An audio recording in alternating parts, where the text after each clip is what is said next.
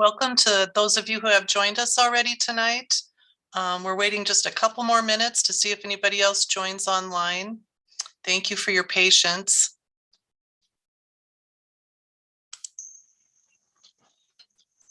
To get a few things out of the way before we start, this will be live streamed to YouTube. And so anybody who wants to watch it again later, or who knows somebody who might want to watch it, that'll be on our YouTube channel. And if you have any questions for our speaker, your cameras are going to be off and your microphones are going to be muted. But you can still ask questions in the chat down on the lower screen of your monitor. And we'll get to the questions at the end after the speaker has finished the program. But you can write them in there anytime so you don't forget if you have something you want to say. And if you have any problems with sound or anything like that, you can actually use that for the chat. And if you have questions, you can put it in the Q&A area. But if you get that mixed up, that's okay. We're all pretty flexible here. So we'll start in about another minute or so, expecting a few more people to join.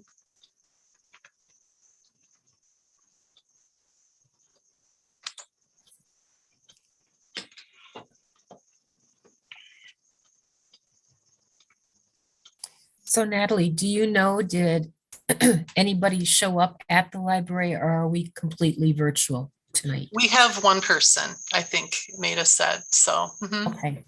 Yep. All right. Yeah, and going forward, I think we're gonna probably have to do it mostly virtual because of the COVID numbers being so high. But if that ever straightens out, and if people don't have access to a computer or aren't comfortable with Zoom, we definitely will have them come in the Felker room, and we have a laptop set up in there so people can still distance and watch it on a TV screen. So that's always an option. Okay. Yep. Great.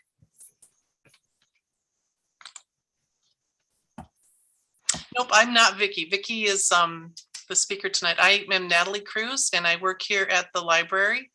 And I'm just going to be acting as a host tonight. And I can start by introducing Vicki.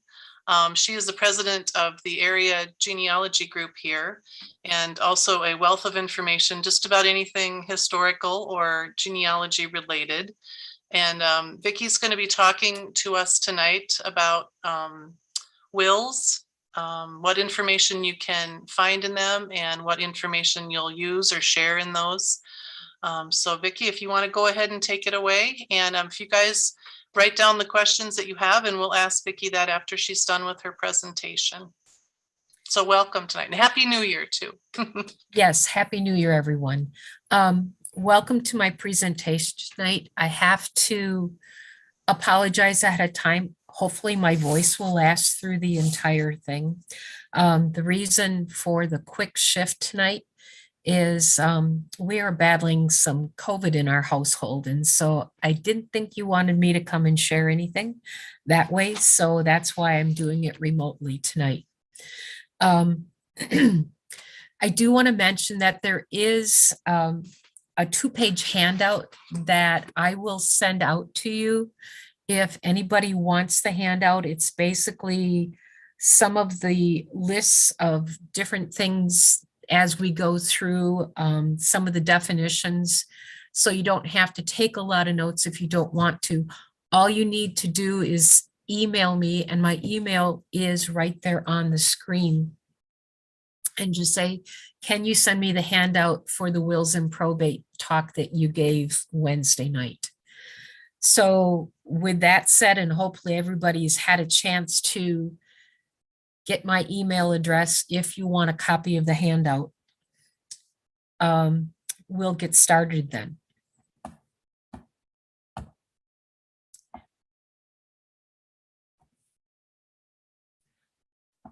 So, oops, I'm going to back up here quick.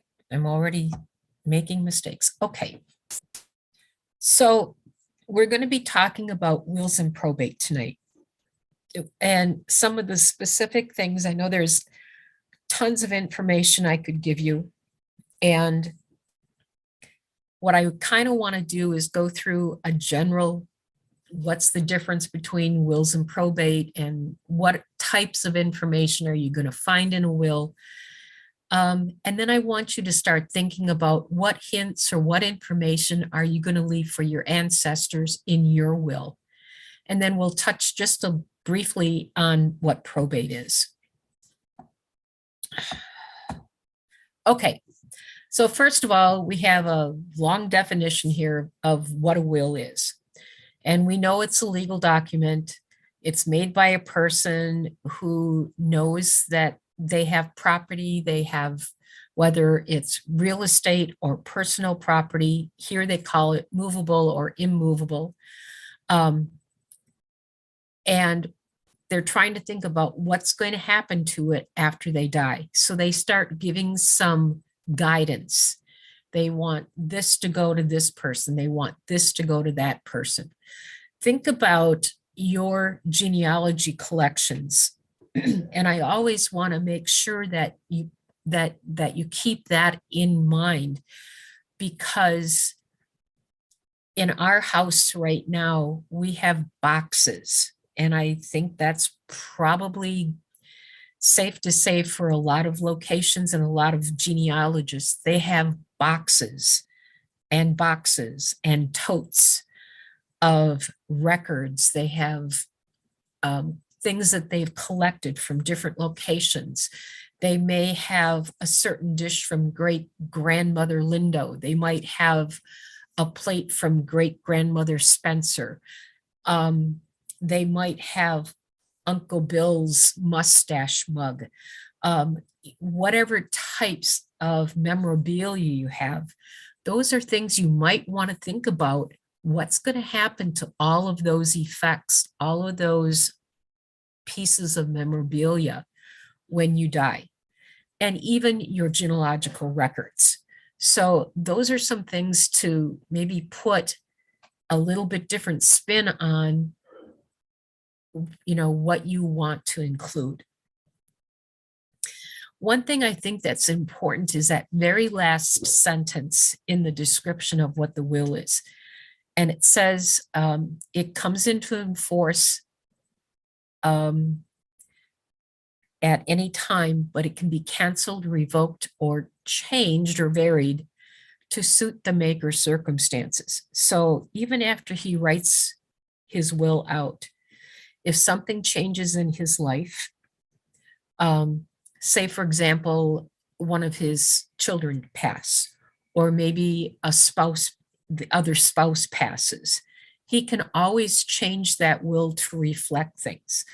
A humorous, but maybe not so humorous, is if one of the kids tick him off or tick her off, they could be completely written out of the will. Not so funny sometimes when you find out that that's happened. So again, it's a kind of like a roadmap of what an individual wants done with the things that they have, real estate, buildings, property, and then also mementos and the, as they call them, the movable items. I'll get this figured out yet. Okay. Briefly, we talk about probate, and it's here you have like a little roadmap, and it starts with authenticating the last will. In other words, making sure that it's valid, appointing an executor or a representative. Sometimes that's already spelled out in the will who that's going to be. A lot of times you will find that those executors or executrixes need to post a bond. And that's just basically like, as they say here, an insurance policy that will kick into effect in case the executor or executrix maybe, as they say, does some or commits some grievous error, whether it be intentionally or unintentionally. You'll notice also locating where that person's assets all are and what type of assets. It may be an automobile or plural, a home, multiple homes, a business. It might be other properties. And then determining the date of the death values. In other words,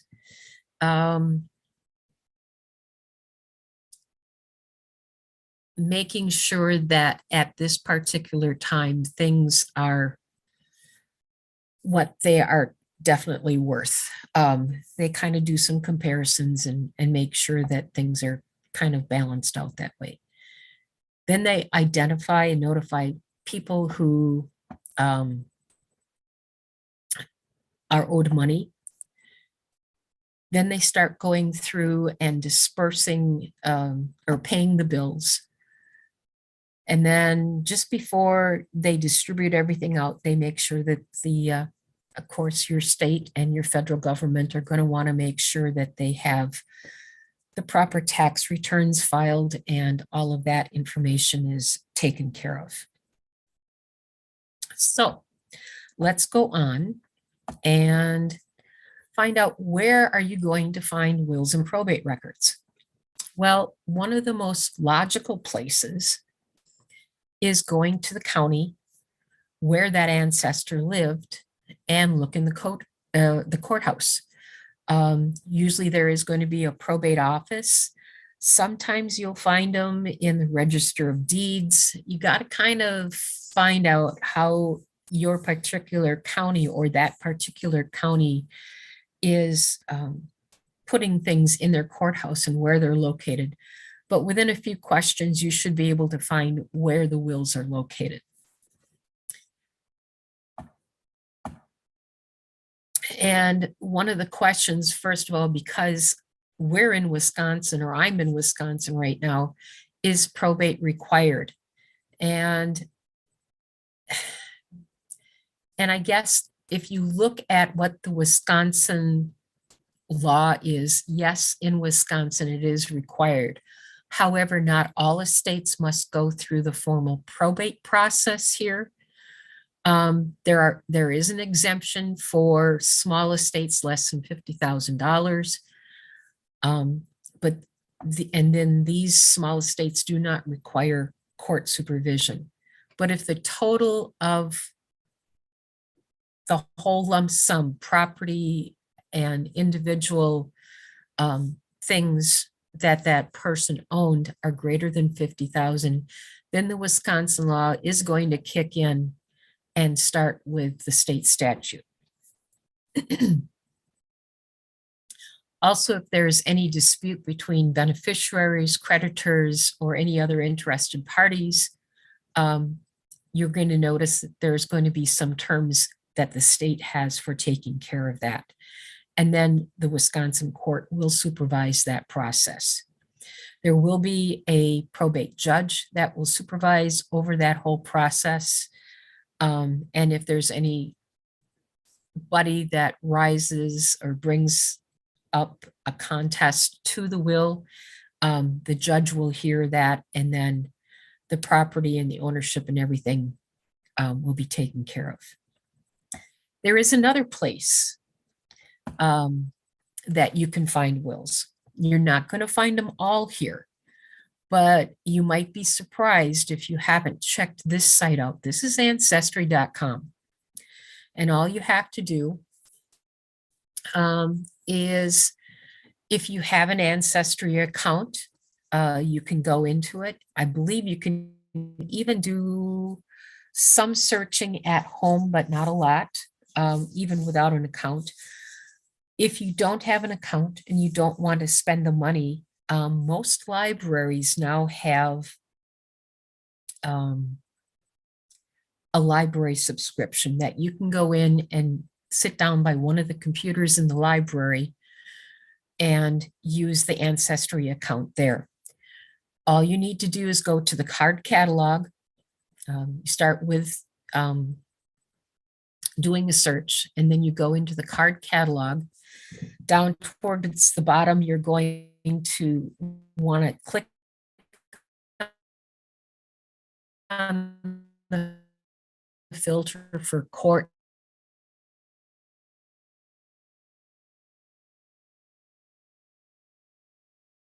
Once you click, and we would choose North America, and then we would, when you click on that, then you're going to want, and once you say the United States, then a list of the states that they have wills for will come up. And here you can see in Wisconsin,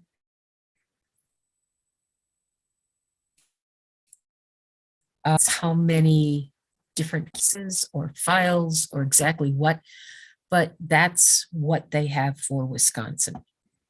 So once we click on Wisconsin, this type of screen is going to come up, and this is looking very similar to any of you that have used Ancestry before.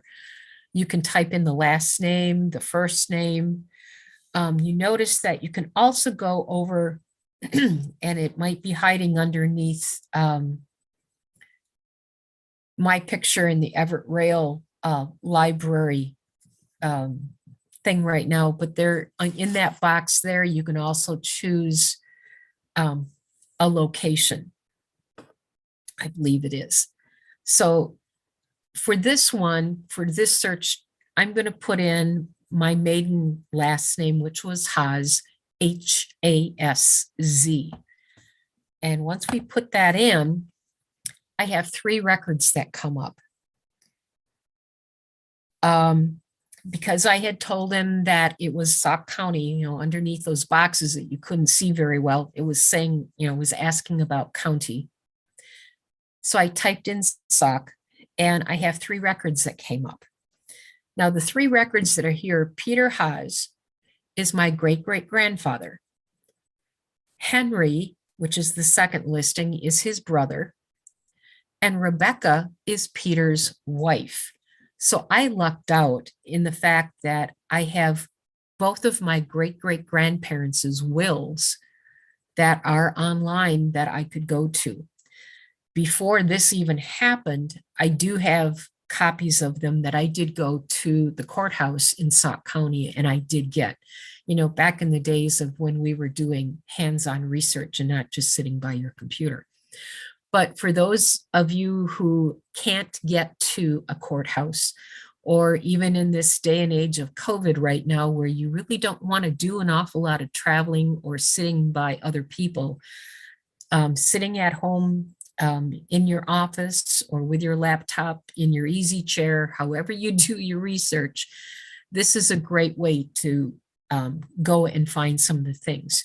You'll also notice behind their name what types of things are included in that record. So behind Peter's, you'll see that there's a cover page in his will papers. If we go down and look at Rebecca's, again, there's a cover page, her will papers. But because she was the last person to pass, there's also going to be equity papers, inventory papers, account papers, and again, just some other additional will papers. So you can really see that you might come up with a jackpot. This thing right here that says inventory papers, to me, really means a lot because I can actually go and look at some of the property, some of the individual pieces of things that my great-great-grandparents owned. And it's even cooler yet if you happen to have one of those pieces that finally ended up to you from somebody that was listed in the will and has finally passed it down the line. So it kind of gives, a little more realism as far as where that came from. So let's look at what types of things are you going to find in a will? Well, okay, hopefully there will be a spouse name. In other words, who was Peter married to? Well, because I already told you that it was Rebecca, you know that. But in case you didn't, we would find out. Many times parents' names are listed, the children. I think the next part of the children where it says the married names of the daughters, I really think that's one of the main ways that you can keep track of the married daughters as their names change. If you don't know where they got married and you can't track down a marriage license for them, you now have information. Sometimes it will even go as far as saying, Vicky Schnitzler, nee Haas, of the county of Wood, city of Marshfield, and it will actually tell you where they're at. So it gives you even more information as far as where you can go look to find them. That's really important. Occupation, religion, hobbies can be in there. Religion is interesting. And even though they might not specifically say if they're Protestant, Catholic, Lutheran, whatever it might be, pay attention to the funeral. Pay attention to, was it in a church? And where are they buried? Are they buried in a church cemetery? Or are they buried in just a township? Or in some cases, maybe a national cemetery. I have one of my great uncles who is buried in one of the national cemeteries out in North Carolina because he was a Civil War soldier and died in war. And so he, instead of coming back and having his body shipped back to Wisconsin, it is buried out in North Carolina where he was, where his life ended. Another interesting thing, connections, for example, the occupations and the hobbies. Look at some of the different types of papers that are included with those will papers. It might list something that he was a part of this group or a part of this organization or had membership with this certain group of people. Or again, some of the things that might be listed as far as hobbies. And again, that could come through when you're looking at the inventory of the personal effects that they have. You might see some of those types of things showing up in there. Relationships, I think, is important because, again, when you look at census records, say, for example, a census record from 1910 will have the family listed, the father, the mother, and the kids. In one of the columns right after that, it will say head of household, wife, it'll say son, daughter. But when you get below that, there may be names that show up. Sometimes they have something written in them that they are a servant, sometimes maybe a laborer. Sometimes it might say G-parent or GMA or GPA or whatever they are using, that particular census taker used for abbreviations. But it's important that sometimes we don't always know that who the other people are that were living in that household. Many times when there was more than the 2 generations, you might have had 3 generations, even 4 generations, sometimes living under one roof. You might have had, in case, let's say the father, the head of the household, maybe his brother and wife were killed in an accident. They may now be the caretakers of those children. It may not specifically list them as nieces or nephews. It might, but it might just have them listed as a son or a daughter. So in that will, it's probably going to make a better description of what those different relationships are. Again, time and date of the death, where they're buried, their lifestyle. And again, that goes back to that inventory sheet that we talk about. Place of residence.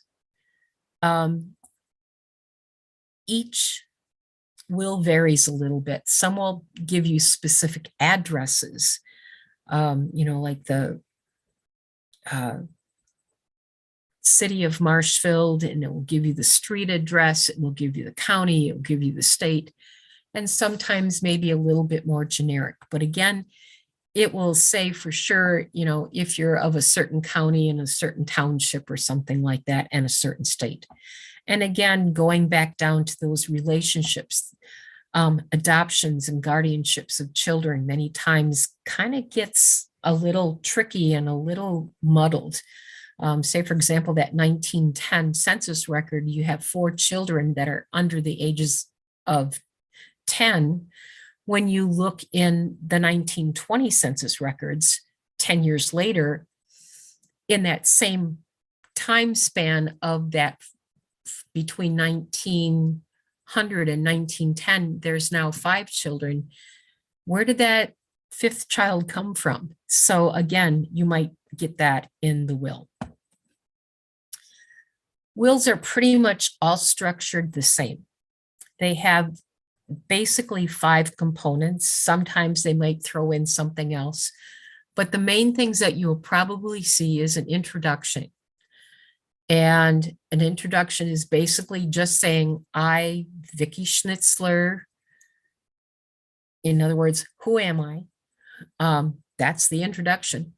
Then they're going to go into something that's called proof of competency. In other words, being of sound mind or memory or whatever they want to say, but to let people know that that individual was actually with it when they were dispersing out property and not just repeating what, excuse me, if the wife or the husband was sitting beside them and said, say this, say that.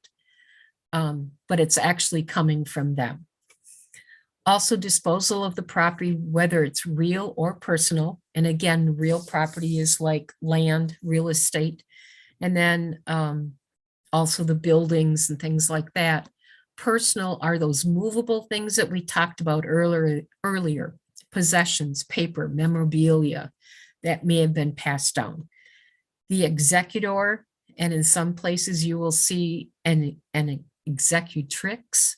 That's the male and the female version of that word. So if you see executrix, you know that it's a female who is taking care of that will and dispersing the properties and doing all the things that they need to do.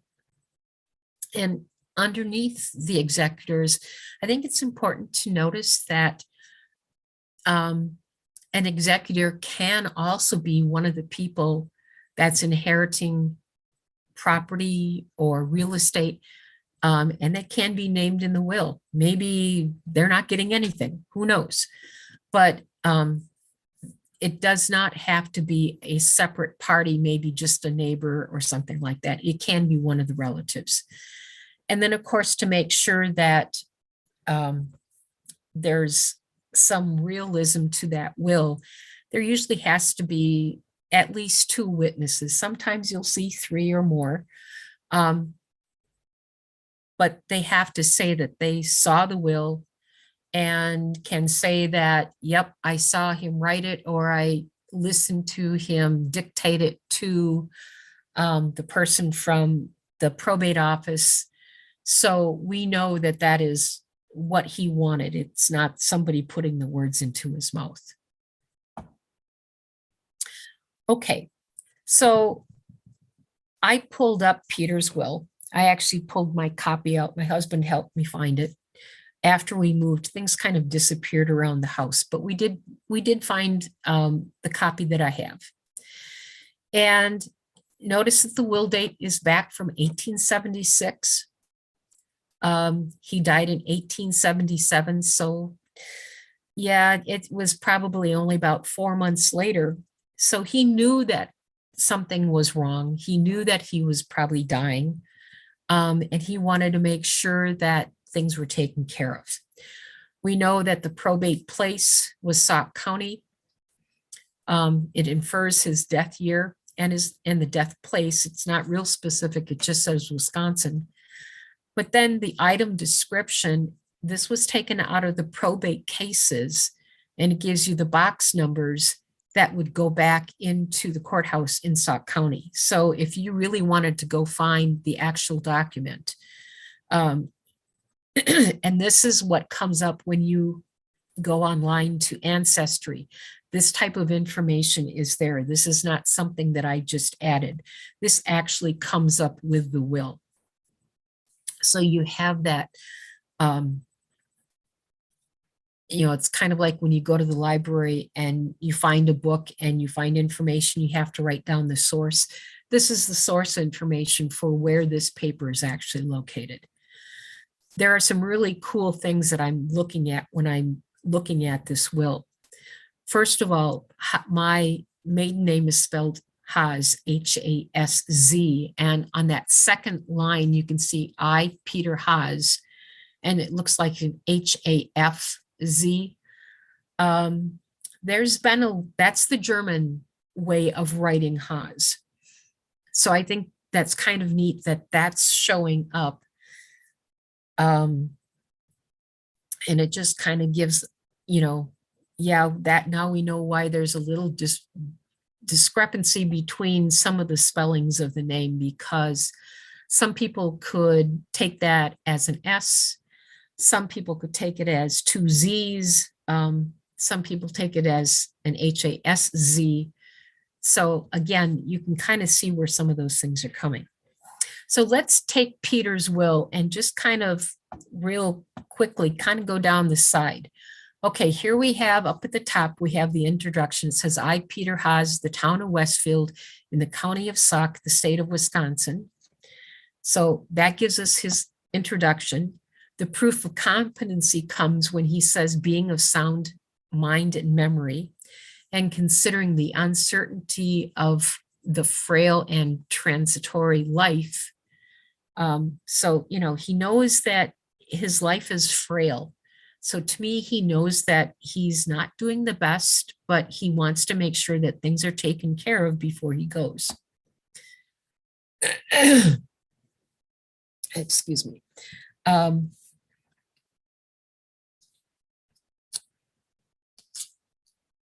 Then we're going to have, and let's see here. He's going to start looking at some of the different types of things, what he's getting rid of. So here he's talking about getting rid of, after all of his bills are paid, he wants to make sure that's taken care of. So in other words, taking care of those. And then the personal, or not, excuse me, not the personal, but the real estate, the land, and the buildings. And he goes through here and he specifically says he wants them to go to his wife. And usually that's what you're going to see. And I think it's kind of unique because he calls her Becca. Her full name was Rebecca, but he calls her Becca. And he refers to her as my beloved wife. So again, you can get some information there that, yeah, they really did love each other. He's not just saying, yeah, she gets this and she gets that. He's saying to my beloved wife. So they definitely did love each other there. And it talks about the land and the different buildings and things that are situated on that land, also known and described as the Haas Farm. It talks about a little bit that it contains 53 acres. It lies in the town of Westfield. It's in the county of Sauk, the state of Wisconsin.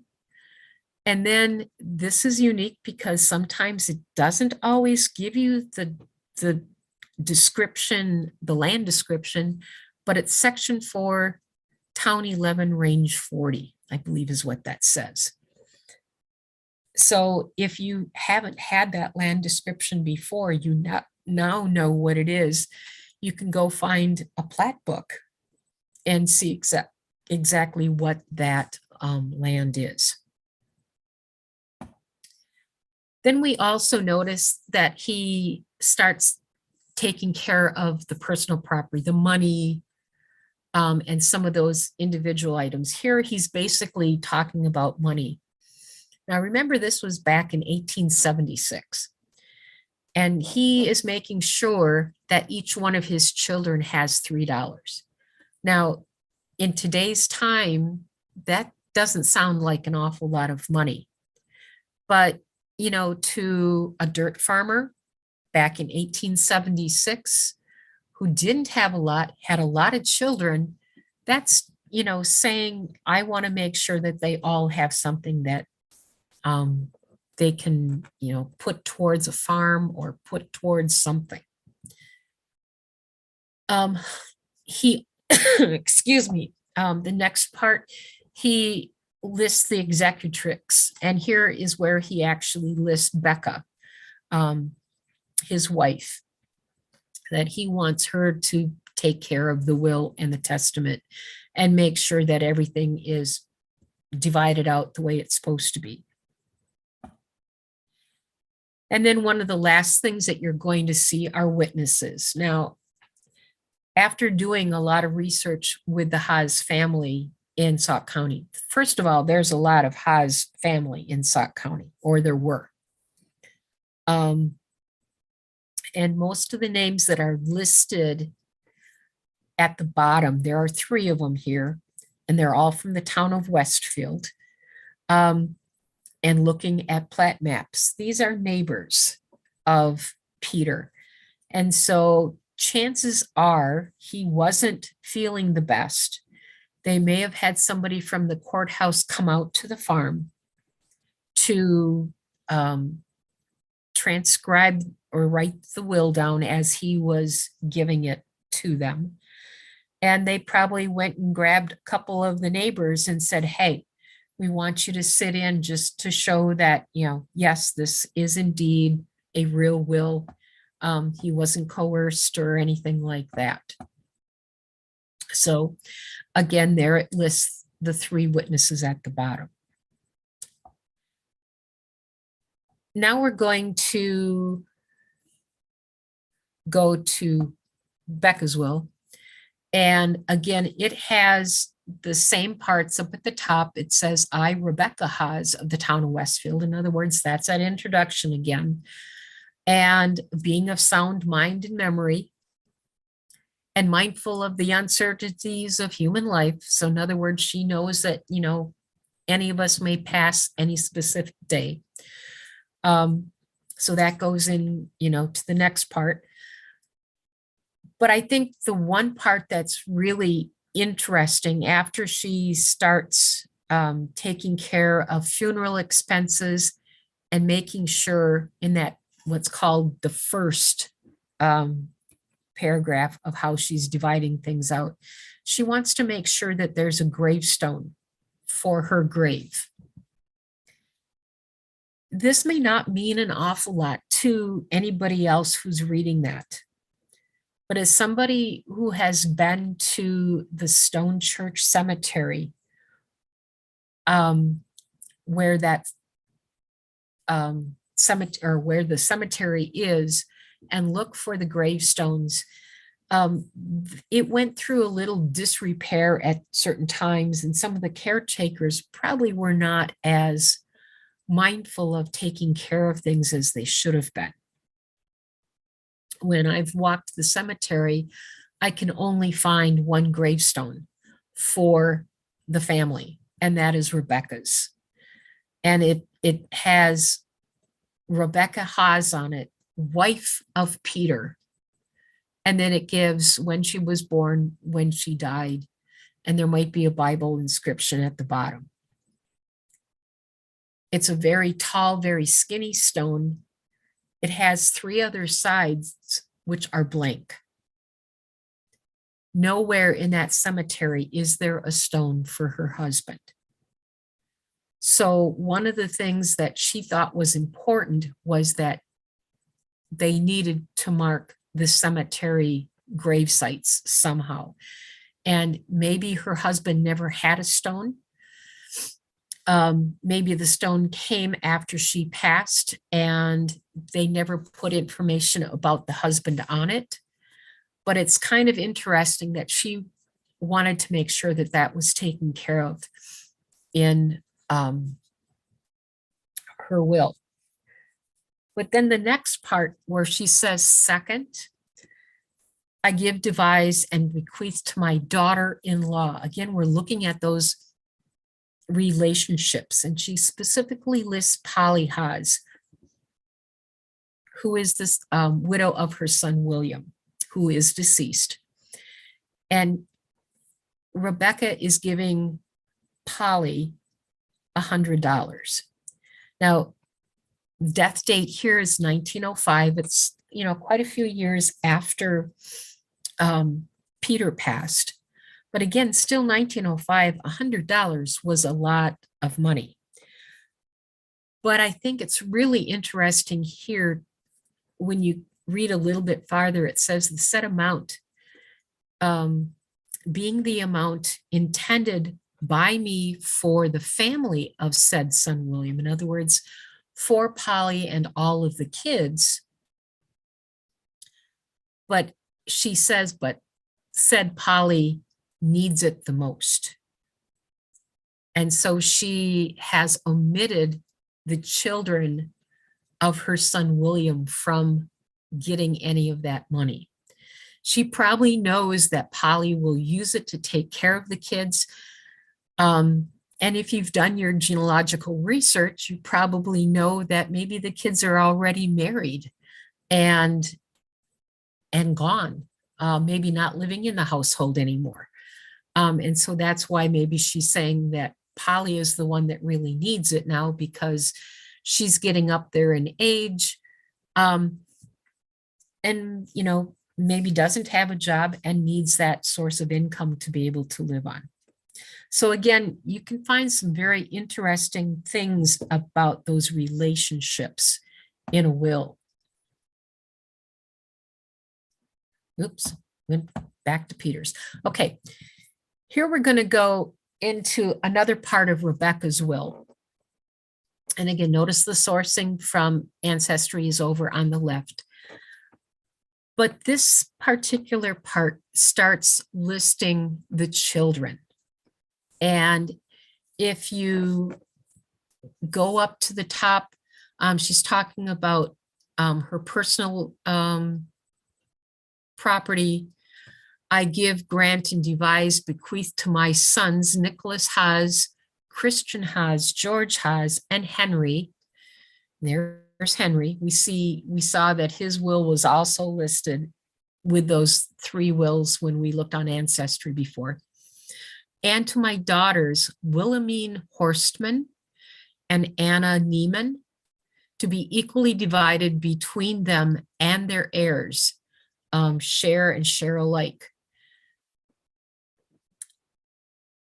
And then she says the child or children of a deceased child, in other words, any one of those that happens to be deceased, the grandchildren will equally divide that share or that portion that that child of Rebecca's would have received. And she gets very specific about how to divide it.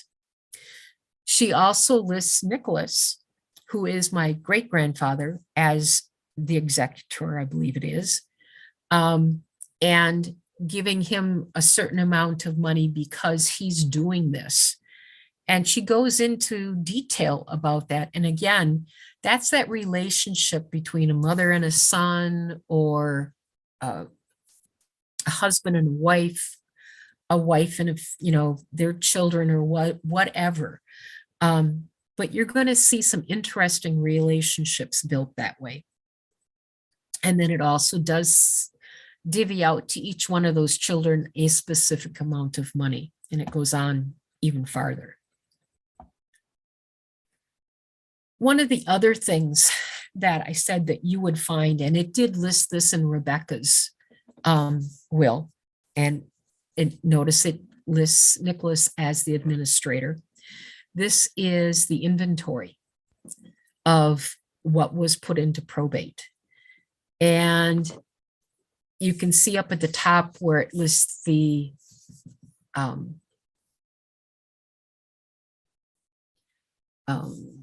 money that's received from different family members. Some of that might have been for one thing or another, but in other words, They were settling debts at this point in time. Maybe Henry owed mom some money, and so that was paid into the estate. Frederick Horseman, who would have been a son-in-law and wife, which would have been Rebecca's daughter, they owed some money. And so here you're finding out that they're settling their accounts with mom or with mom's estate. And then later on, this money all gets divided back out. Then you'll notice where the credits are paid out, paid Anna Neiman for services, the funeral expenses, the doctor's bills, and it goes on for different things for the funeral, for advertising, the funeral sermon, the gravestone. And remember, she said she wanted $30 saved for that gravestone. Well, here it shows that that was what was spent.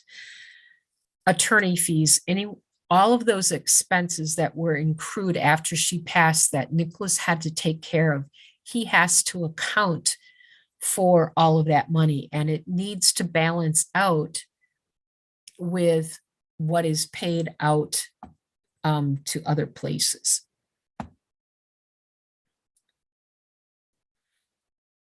I did pull Henry's will up, and I think it's interesting in Henry's will, because his wife is already passed at this point, that his wife Salome, that's his daughter-in-law, his son is passed already, but he leaves all of his land and personal property to his daughter-in-law, and also lists out the individual grandsons who will be included in owning that property and whatever.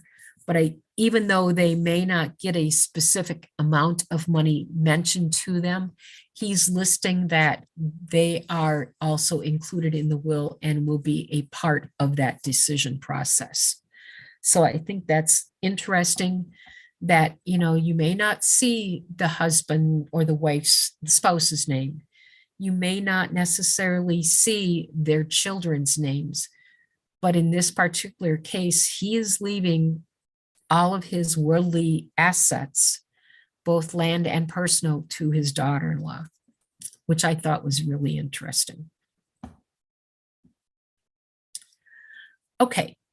One of our genealogy members shared one of her wills, and I went back to Ancestry, and it was located there as well. This is the copy of the will. She was living at LaSalle County in Illinois in 1910. That was the will date, and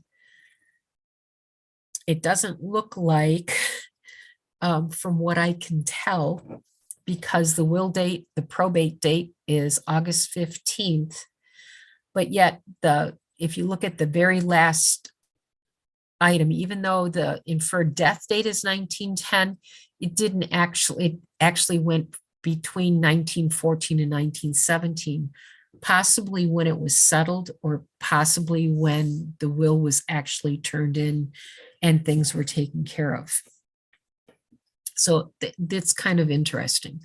And again, it goes through Adelaide Drackley, widow, the city of, what is that?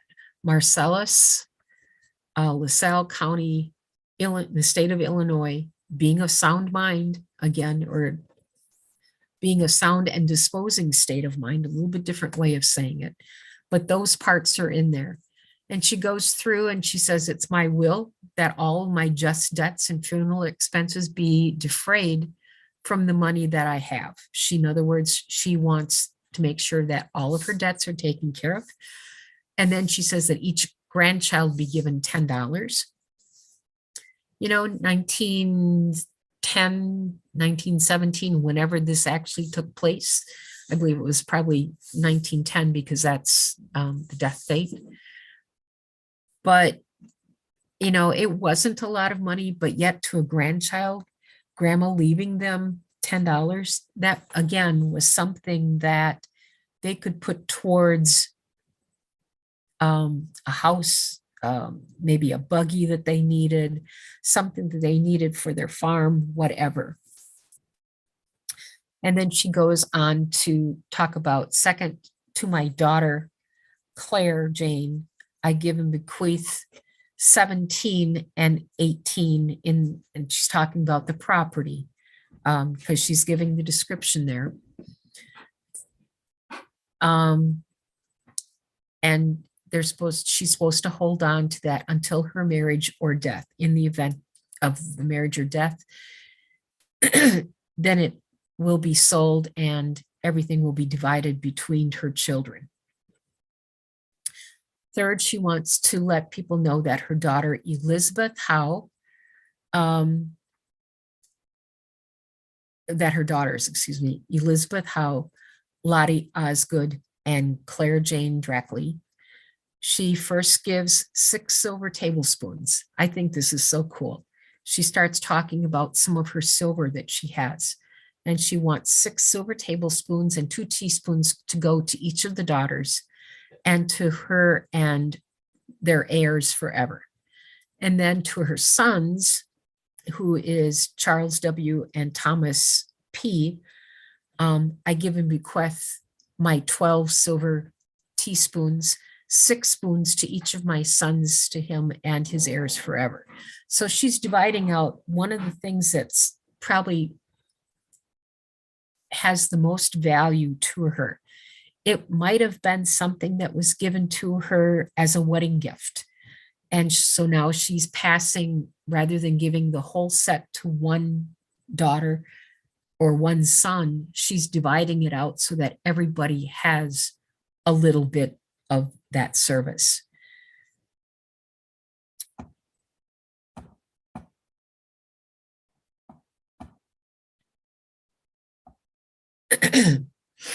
And then she goes on to talk about fifth, she gives a picture of her husband to one of her daughters. And then to her other daughter, she gives a picture of her father. First of all, she's giving out a picture of her husband, Thomas Dreckley. And then she's giving out a picture of, in this case, it would be Claire's grandfather, who is Charles Pierce. Again, you see those relationships. You can also see where those parents are sometimes listed in the wills. And then she goes back and talks about to her daughter, Elizabeth. She gets the entire silver tea set, not the silverware, but she gets the tea set.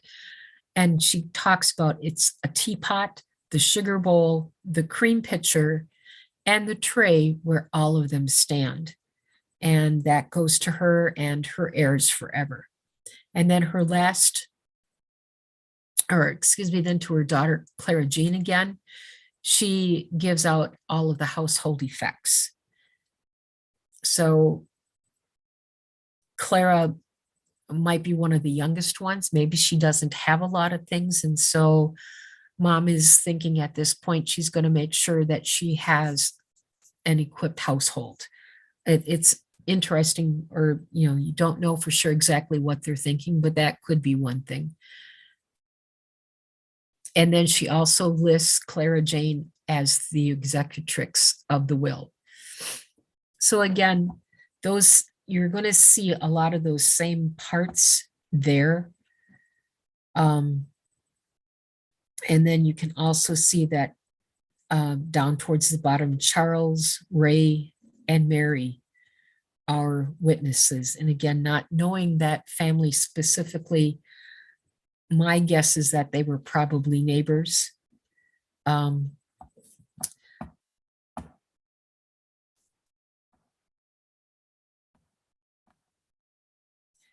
then we've already talked about some of the different things that she spent, or that she gave out. Here we have a will for Mary Spencer. This is my husband's great-grandmother, I believe, or great-great-grandmother. And again, after the funeral expenses are paid, she wants to make sure that $50 is reserved and set apart for a headstone for her grave. That's one of the priorities that she had. And then it goes on to talk about the real estate that she had and how that was going to be divided.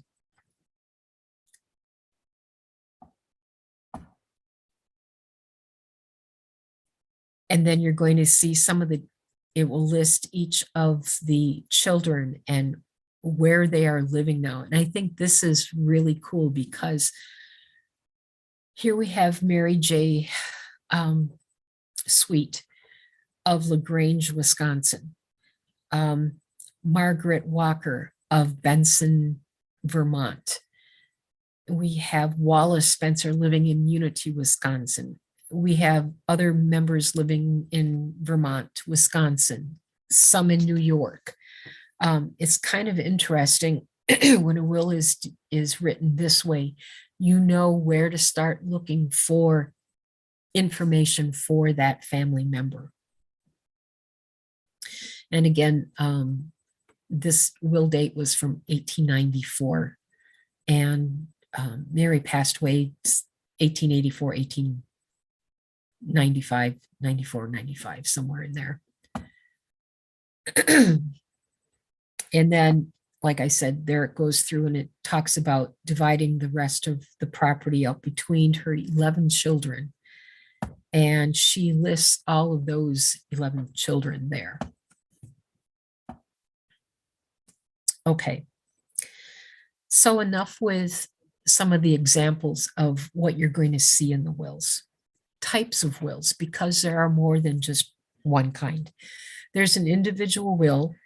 That is one of the most common and accepted forms that you usually see. Most of these that we saw tonight are individual wills. Sometimes you're going to see a holographic will. In other words, that's a will that is actually written by that person. It's in their own handwriting. Conditional wills are a will that is expressed in case something happens, this is what's to take place. There are joint wills when two or more persons make a will together. For example, a husband and a wife may make a will together. And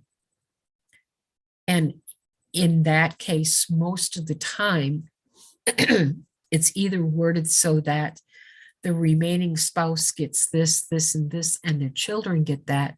And then sometimes the will is not even taken care of until the second spouse dies. There are also living wills, in other words, a statement made by a person directing the doctor who may be taking care of them, how they want their medical treatment to be taken care of. Do they want, to be put on life support? Do they want to, have this or that? So again, here they're making some directives to the doctor so they know what to happen in case the person is incapacitated or goes into a coma and it doesn't seem like there's any chance of them coming out of it. And then the last type of will is an oral will, which is not documented, and it's usually just made orally. Most of the time, that's what you're going to find a lot of times in some of the defense services. I know now they ask soldiers to make sure that they have something written down before they ship off. But, sometimes, not always, maybe that will didn't get written down. And so they tell their buddies as they're dying or whatever, make sure that my wife takes care of the property and gives each of the kids, $5 or whatever it is. So again, that's something that is, there's no documentation for it. You can't prove it. But if one of the soldiers who's in his regiment comes back and says, this is what he said, again, that's a lot of times what you're going to see. Okay, so now let's talk about your will. I don't want to spend a lot of time on this. because my voice, I think, is just about gone. But there's some steps when you start thinking about your will. They want you to think about your assets. Think about your final things that you have and where do you want those to go. It's interesting in today's age, think about your digital assets. In other words, your Facebook page, your laptop, your computer, all of your files. What do you want happening to those? And unfortunately, if you don't save your passwords or some of that information that people can get into it, it makes it a little bit more difficult.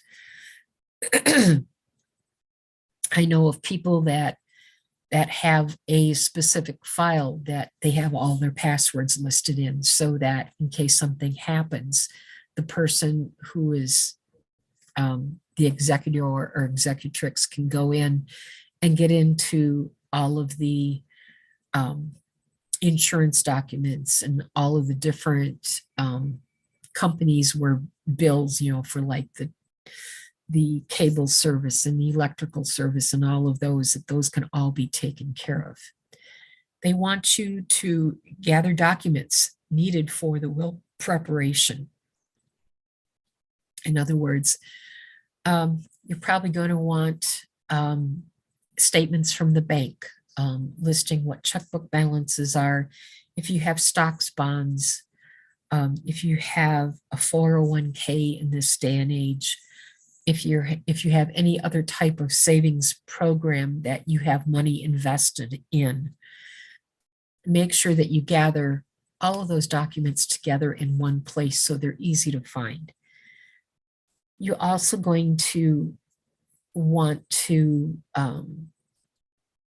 think about who is going to be taking care of your will, the executor or executrix, and who's going to be receiving items, in other words, the beneficiaries.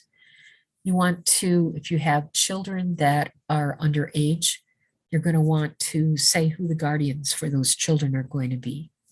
You want to make sure that you sign it, that you store it someplace safe so that your husband, your wife knows where it is. A lot of times they end up in a safe deposit box at the bank. But again, know that let somebody know that there is a will and where it's stored. If you don't have it at home, that's easily found. And then, of course, if you need to make updates or amendments to your will, make sure that you do that as you think about it.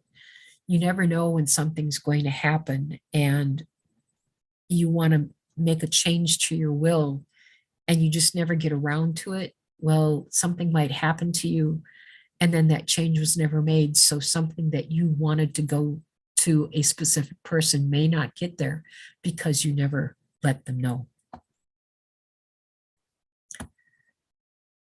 And real quickly, what some of these different steps are: again, your assets are your real estate, your personal property, business, stocks, bonds. We talked about that. If you have any patents, copyrights, we talked about money, savings, checkbooks, bank statements, those types of things. Any other valuables, I didn't mention that, but collectibles, whether it be, and even just cards, jewelry, family heirlooms. And again, for those of us that are genealogists that have tote boxes or regular cardboard boxes of some of these things, family pictures. I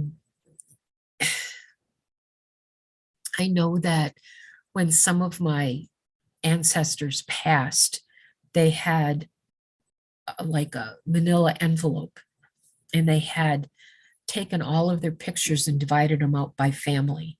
And so this envelope was supposed to go to Otto's family, and this envelope was supposed to go to Albert's family. And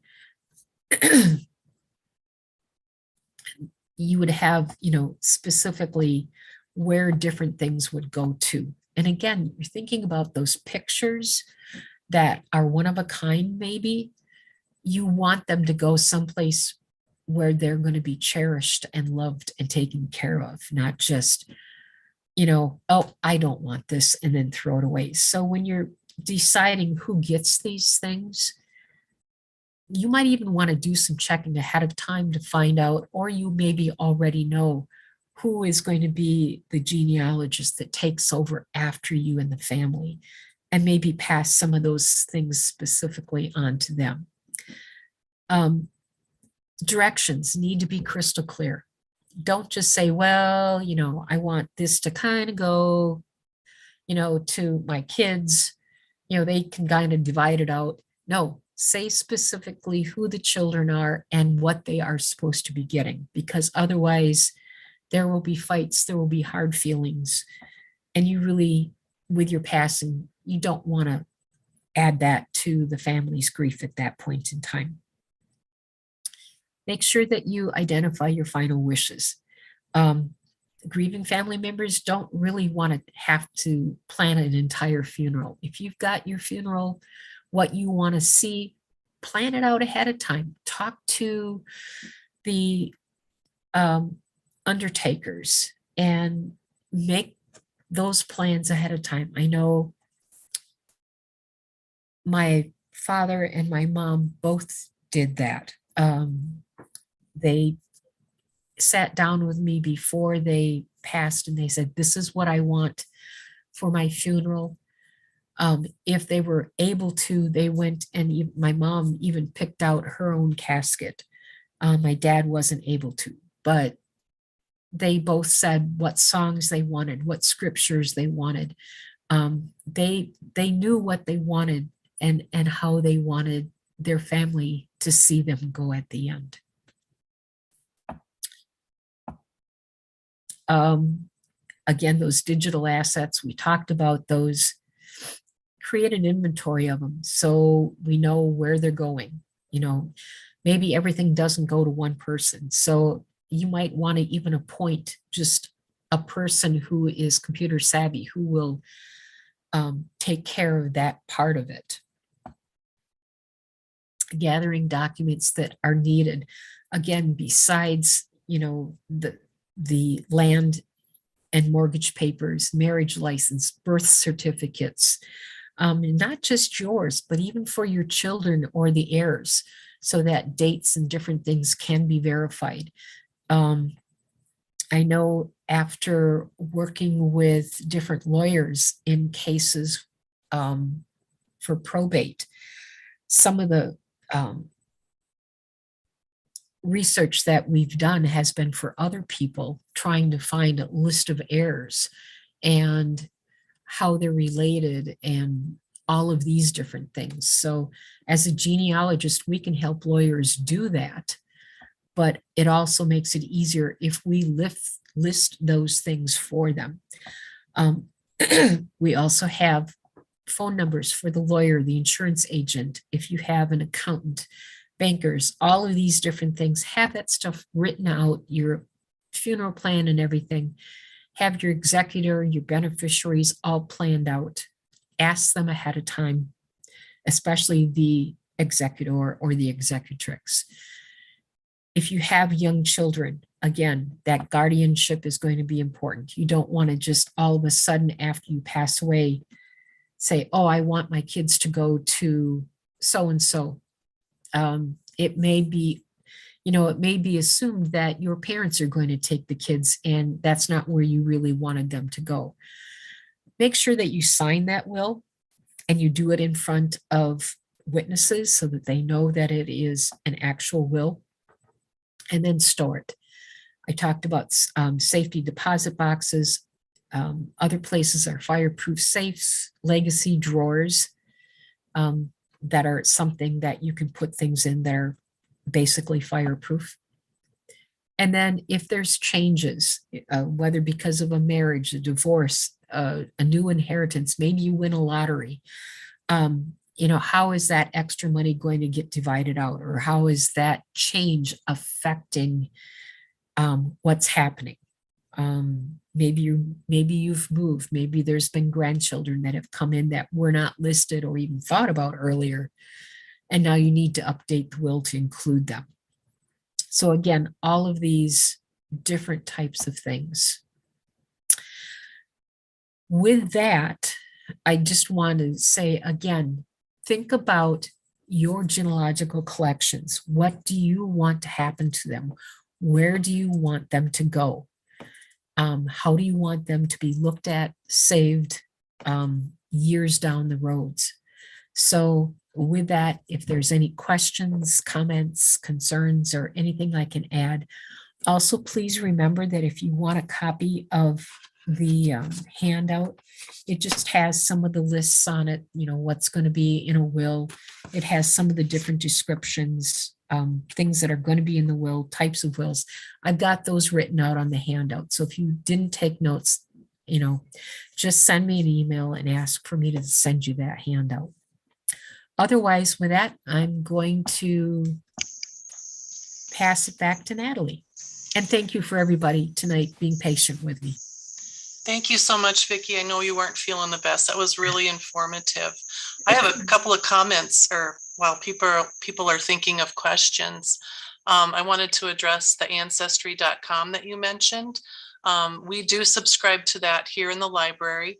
I know through December it was free even off-site, but I think that has stopped now.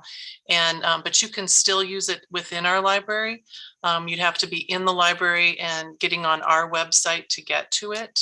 But then it's free for people to use in here, and it is a huge source of information.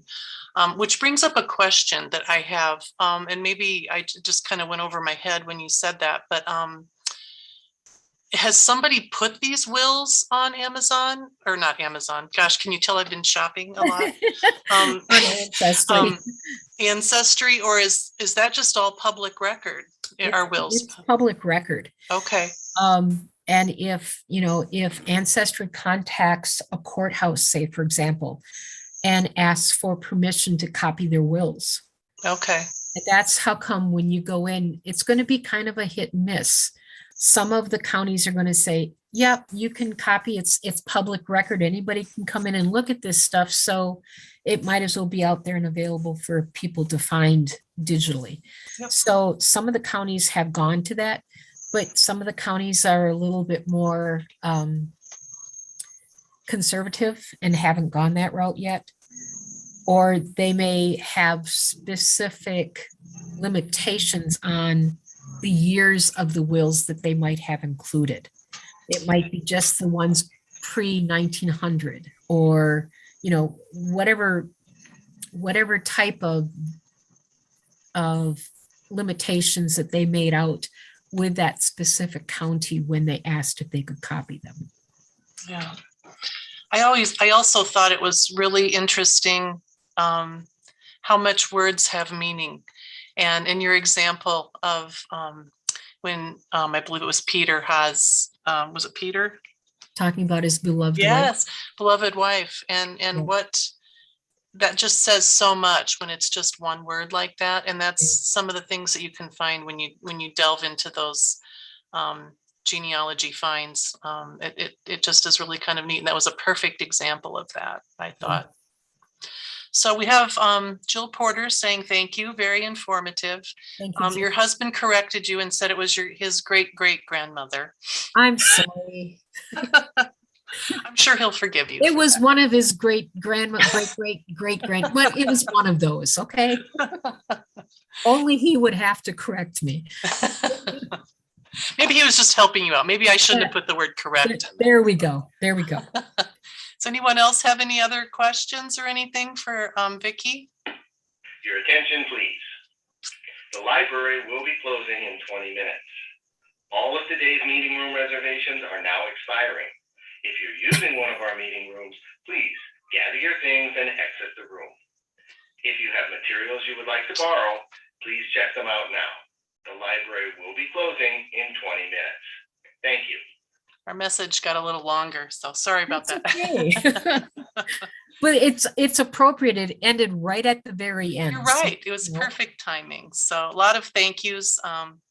Nicole Denardis says thank you. So we really do appreciate it, Vicki. I know you didn't feel too well doing it.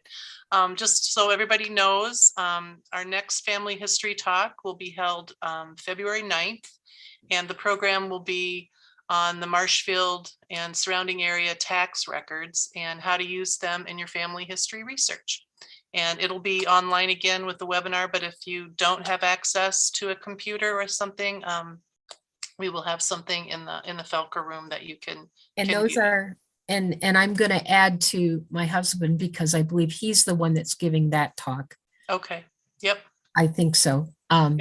But those records are actually located in the genealogy and local history room at the library. yes, And the library is still open for research. So there are limitations as far as how many people I know can be in a room and stuff like that. But if you take your face mask along, you can actually go in and still use all of those resources in the genealogy room. definitely, definitely. And we also have another program tomorrow night at 6:30 for our spoken history program. Dr. Jeff Kleiman will be talking about the history of the Caro grocery stores and family. A very well-known family in Marshfield. Yeah, definitely. So So thank you, everybody, for bearing with me tonight. Sorry about the voice, but it was either this or not at all. And I think we've had a couple other problems getting this program off the road. So I just really kind of wanted to say, yep, it's time. We need to get it taken care of. And I know Natalie even called me this afternoon and said, well, I know you had some procedures done today up at the clinic and whatever, but she said, how are you feeling? And I said, well, I'm here. I've got my laptop. I'll be ready to go. So, and the voice did hold out. So I'm glad about that. we were very appreciative and it was very informative too. I learned a lot of new things here tonight. So thank you so much. Everybody have a safe night and hopefully we'll see you again. Please think of us again in the next month and again tomorrow. Thank you, everyone. Thank you. Goodbye.